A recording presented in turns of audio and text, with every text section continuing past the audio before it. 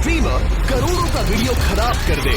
मेरे चैनल पे पोस्ट कर Oh देना, my gosh. अब वो मेरा वीडियो है। लगता है हमारे अगले सेगमेंट की शुरुआत अच्छी होगी। आपको पता चलने वाला है कि कैसे इसे मेरा स्टूडियो दिखाने का फैसला, हम लोग लाइव है स्टूडियो, मुझ पर ही भारी पड़ गया। इसीलिए रूल्स को लेकर स्पेसिफिक होना चाहिए। और एक छोटी सी गलती चेन रिएक्शन ट्रिगर कर सकती है, जिससे पूरे प्रोडक्शन का सत्यानाश हो सकता है। वो बस मेरे सामने दिखावा कर रहा है। ये वीडियो YouTube पर नहीं आने वाला था, लेकिन देखो हमने इसे कैसे निपटाया।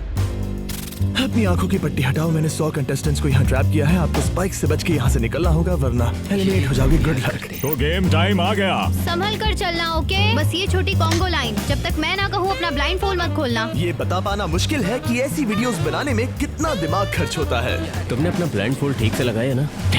ओके, नोलन की वजह से भी। कैसा लग रहा है दोस्तों? आप लोग बहुत अच्छे हैं। आपको हथकड़ी से बांधने के लिए माफी चाहूंगा। अभी सब समझ जाओगे।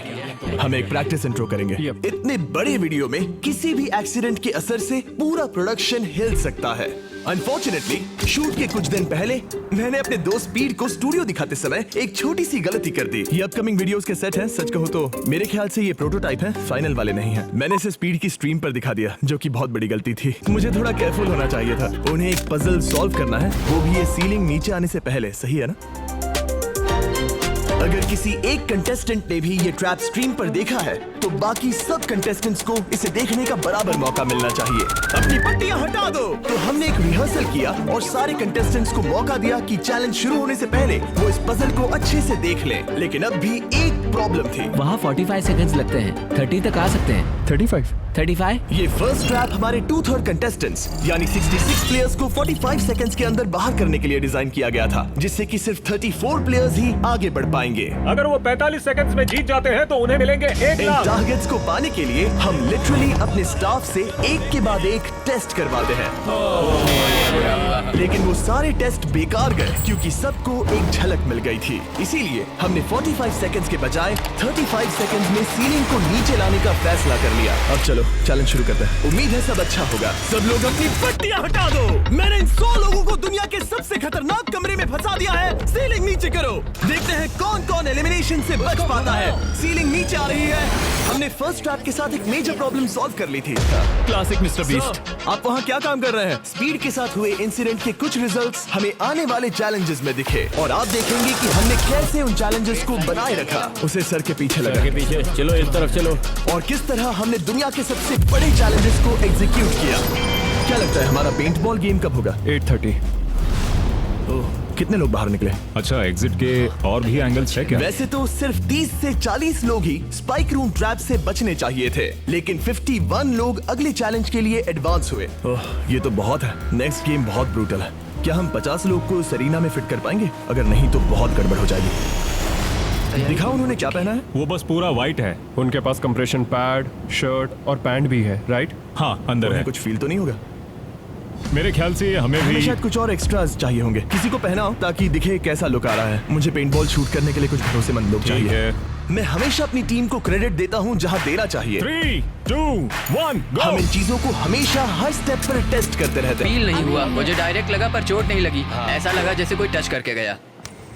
पर पेंटबॉल गन्स मजाक नहीं होते। मेरे दोस्तों को हेलो कहो। इस चैलेंज से कुछ वीक्स पहले हमारी टीम वाटर के लाइव स्ट्रीम पर मैंने 3 शॉट लिए, सिर्फ एक बोला था। सच कहूँ तो ये क्या था, बहुत दर्द हुआ। स्ट्रीमिंग गेम में तुम्हारा स्वागत है। सीधा मेरी नस पे लगा। हाँ, लगता तो है ना? चोट लगी क्या? डंक जैसा लगेगा, लेकिन एड्रेनलिन संभालेगा। मेरे ख्याल से ऐसा होना चाहिए, लेकिन असलियत में तो ऐसा कुछ होगा। ये बहुत एग्रेसिव है, हम ऐसे शूट नहीं कर सकते। हो सकता है कि 6 लोग किसी एक पर ही हमला करें और उसे 10 या 15 बार हिट हो जाए। अगर किसी को 3 पेंटबॉल्स लगे और 3 हफ्तों बाद भी उसकी चोट के निशान नहीं गए, तो मैं क्विट करूंगा। मैं नहीं चाहता किसी को चोट लगे। थोड़े एडजस्टमेंट्स के बाद हमने सभी पेंटबॉल गन्स की इंटेंसिटी कम कर दी। अब सिर्फ एक चीज बाकी रह गई थी। ओह बॉय, 51 बाकी है, सिर्फ 20 आगे जाएंगे। बाकी 31 एलिमिनेट हो जाएंगे। हाथ उठाओ। मैं समझ जाऊंगा कि सबको रूल्स अच्छे से पता है और किसी को कोई प्रॉब्लम नहीं है। स्वागत है दूसरे ट्रैप में। सब लोग अंदर आ जाओ, अंदर आ जाओ। यहाँ से जैसे जैसे और प्लेयर्स एलिमिनेट होते गए, स्ट्रैटेजी और टीम वर्क बाकी गेम्स में असर करने लगे। हम इन्हें एक दूसरे के खिलाफ करने वाले हैं। आगे आप देखेंगे कि कैसे टाइम के साथ हमारे चैलेंजेस इवॉल्व करते गए, और वो भी आखिरी मोमेंट पर। मुझे लगा नहीं था इतने डिसीजंस लेने पड़ेंगे। सिचुएशंस के लिए हमें तैयार रहना चाहिए। इतने सारे कंटेस्टेंट्स के साथ और इतने बड़े सेट के साथ बहुत सी चीजें वीडियोस में जाती हैं जिसे आप शायद नोटिस नहीं करते। जब हम इस तरह के बड़े बड़े सेट्स बनाते हैं तो कभी कभी 100 से ज्यादा लोग इन्वॉल्व होते हैं, जिसमें इंजीनियर्स, आर्टिस्ट और क्रिएटिव्स भी होते हैं। और स्लैक उन्हें एक ऐसा स्पॉट देता है जहां वो एप्स के बीच स्विच किए बिना या ईमेल का यूज किए बिना आराम से कम्युनिकेट कर सकते हैं। नोलन ये क्या खेल रहा है? वो जिमी को देखो। सच में ये लाइट कितनी ब्राइट है। हाँ, पता नहीं पकड़ेगा या नहीं। मुझे नहीं लगता वो spot कर पाएगा। 30 साल का है। 27 लगभग 30 नहीं होता। ऑलराइट, स्वागत है ट्रैप नंबर 3 में। स्वागत है ट्रैप नंबर 3 में। तो यहाँ पर एक गड्ढा है, मतलब एडिट में ये गड्ढे की तरह दिखेगा। लेकिन आपको बता दूं कि ये सिर्फ 3 फीट गहरा है। हमें सिर्फ क्लेवर लाइटिंग की जरूरत थी। खाली जगह हम पहले भी भरते आए हैं। हमने पास्ट में बहुत से चैलेंजेस किए हैं जहां खाली जगहें थी, और शुरुआत रियल लाइफ स्क्विड गेम्स के वीडियो से हुई। तब हम दूसरे यूट्यूबर्स की मदद लेते थे, लेकिन अब हमारे पास विजुअल इफेक्ट्स की एक बढ़िया टीम है जो कंटेस्टेंट्स की सेफ्टी को ध्यान में रखते हुए चैलेंजेस का लेवल और बढ़ा देते हैं। और एक बात बताता हूँ, पोस्ट प्रोडक्शन इस वीडियो का बहुत ही मुश्किल है। तो आइए, यह है हमारा एडिटिंग रूम। मैं दिखाना चाहता हूँ कि कैसे मैं और सभी एडिटर्स एक ही पेज पर होते हैं। कोई लिख रहा है, कोई मेरा वॉइस ओवर कर रहा है, तो कोई कुछ एडिट कर रहा है। जैसे कि ये लग रहा है जैसे एक पायलट प्लेन खींच रहा है। बहुत कुछ होता रहता है, और यहीं पर स्लैक बॉट आता है। मैं एक सवाल कर सकता हूँ, जैसे कि ट्रैप्स वीडियो कब अपलोड होगा, और ये मुझे जवाब देगा। मेरी सभी meetings, different teams, work streams, documents और चैनल्स की इन्फो निकालने के बाद, ताकि ये सब सिंक में बने रहे। देखो, मुझे स्लैक का टेक्स्ट आया है। मुझे एक वीडियो को रिव्यू करना है। अगर मुझे वीडियो रिव्यू के बीच कोई इन्फो भेजना है तो स्लैक मुझसे कम्युनिकेट करता है। यहाँ तक कि आपको मीटिंग्स में नोट्स लेने की भी कोई जरूरत नहीं है, क्योंकि स्लैक सारी बातों को समराइज करके नोट्स बना लेगा और अगले स्टेप के लिए सजेस्ट भी करेगा। फॉर एग्जाम्पल, अगर हमने किसी को जलते घर में डाला तो उस वीडियो में हमने क्या सेफ्टी प्रिकॉशंस लिए ये जानना है, तो मुझे बस इतना करना है, प्रोडक्शन चैनल को स्कैन करना है और पूछना है कि हमने उस स्टंट में क्या सेफ्टी प्रिकॉशंस लिए थे, और जवाब मिल गया। मुझे हजारों मैसेजेस स्क्रॉल करने की जरूरत नहीं, वो मेरे लिए समराइज कर देगा। तो ये जानने के लिए कि हम अपने बड़े बड़े वीडियोस में स्लैक की मदद कैसे लेते हैं, इस QR कोड को स्कैन करिए या डिस्क्रिप्शन के लिंक पर क्लिक करिए, और आप भी $1 लाख का अपना शेयर जीत सकते हैं, जो हम ऐसा करने वाले लोगों को दे रहे हैं। QR कोड स्कैन करो, डिस्क्रिप्शन में दिए लिंक पर क्लिक करो। तो हमने अभी अपना 3rd ट्रैप खत्म किया, जो बहुत जबरदस्त था। पूरी ग्रीन टीम बच गई क्योंकि उन्होंने सोच समझ कर खेला। पूरी ऑरेंज टीम हार गई, जो कि मजेदार है। आपको पता भी नहीं चलेगा, लेकिन इसमें लेयर्स हैं, डेप्थ है और स्ट्रेटजीज भी। लेकिन इस तरह के लेवल के अपने भी इश्यूज होते हैं, और अगले ट्रैप के लिए मैं बिल्कुल भी तैयार नहीं था। इसीलिए हमें रूल्स को लेकर और स्पेसिफिक होना चाहिए। शायद हमें दोबारा करना होगा। तो हम लोग पहली बार यहाँ पर हैं और आंखों पर कोई पट्टी भी नहीं है, इसीलिए मजा आ रहा है। जैसा कि आपने मेन चैनल के वीडियो पर देखा, मैंने रूल समझाने के बजाय वॉइस से करवा कर दिखाया। रह गया।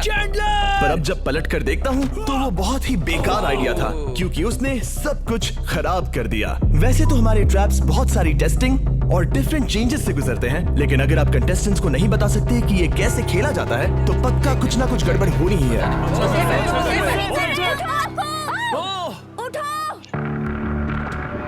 अब जैसा आपने मेन चैनल के वीडियो पर देखा, टोमर तुम विनर हो। टोमर इस ट्रैप से बचकर फाइनल 4 में पहुंच गया। वो इसीलिए क्योंकि इस बार हमसे गलती हो गई। रुको, हमने आर्म क्यों रोक दिया? वो बैठा है इसीलिए। ये एक बड़ी प्रॉब्लम थी। 1 सेकंड में बस अभी आया, मुझे रिप्ले देखना होगा।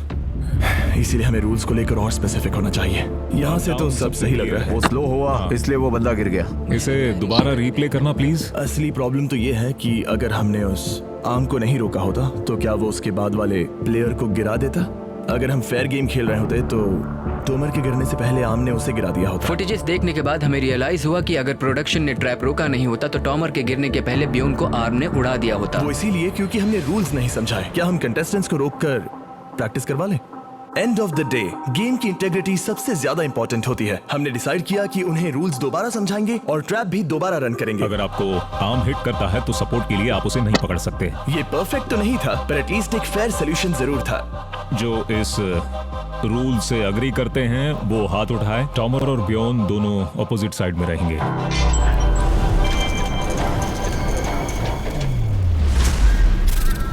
ऑलराइट, तो फाइनल ट्रैप का टाइम आ गया है। मैं बता नहीं सकता क्योंकि उन्हें नहीं पता वो क्या है, तो फ्यूचर मी समझाओ इन्हें। ये एक सिंपल चैलेंज था। हर प्लेयर के सामने 3 ग्लास के हार्ट्स थे और सबके पास चांस था कि वो जिसका भी हार्ट चाहे उसे कैनन बॉल से शूट करें। जैसे ही किसी एक प्लेयर के तीनों हार्ट टूट जाएंगे वो एलिमिनेट हो जाएगा। बहुत मजा आया। जो लास्ट प्लेयर था उसने $1 लाख की ट्रॉफी जीत ली। लेकिन हमारे ज्यादातर चैलेंजेस की तरह इसे भी कई महीनों की प्लानिंग लगी। 10 वर्जन से फिल्टर होना पड़ा और महीनों के ब्लूप्रिंट्स और आइडियाज के बाद इस फाइनल सेट को मेरी जबरदस्त प्रोडक्शन टीम और मैंने मिलकर तैयार किया है। हाँ, गुड जॉब फ्यूचर मी, बहुत मजा आएगा। देखते हैं क्या होता है। कैसे डिसाइड करेंगे कि कौन पहले जाएगा? वेल हम टोमो से स्टार्ट करेंगे क्योंकि वो round 1 winner, round 2 winner, round 3 winner, round 4 winner है। हम मेन चैनल वीडियो में कैरामल प्रमोट कर रहे हैं, उन्हें ट्राई करने देना चाहिए। ऑलराइट कंटेस्टेंट्स, कैसा लग रहा है वहाँ?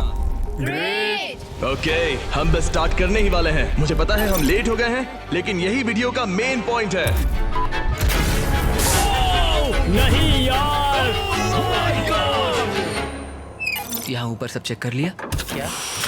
तुम कैंसिल ही के लिए गए? मैंने पहले ही कहा था। और कैसा लग रहा है?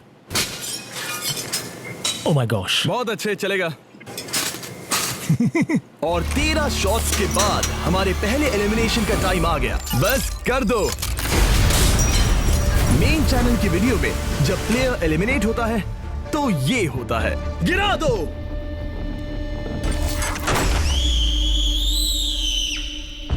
ओके, बेली अब तुम्हारी बारी। सबको शायद लगे कि प्लेयर बहुत ही ऊंचाई से नीचे गिर रहा होगा, पर असलियत में कुछ ऐसा होता है। और जोसेफ की तरह ही माय गॉड। एक को छोड़कर सबका वही हाल हुआ, गिरा दो। डूड, मेरा पेट मेरे दिमाग तक आ गया था। और कई घंटों के बाद हमें विनर मिला। Oh no. Oh my God. Congratulations, trophy तुम्हारी हुई। तुमने कमाल कर दिया। मैंने शॉट मिस कर दिया गाइस, पर मैं उसके लिए खुश हूँ। वैसे तो हमारे नॉर्मल वीडियोस में चैलेंज जल्दी खत्म हो जाते हैं, लेकिन इस राउंड को शूट करने में 5 घंटे लग गए। रात के 1 बजे स्टार्ट किया था, जब तक खत्म हुआ तब तक सूरज उग गया था। जिमी, काम करके मजा आया। Thank you. ओह गॉड, बहुत लेट हो गया।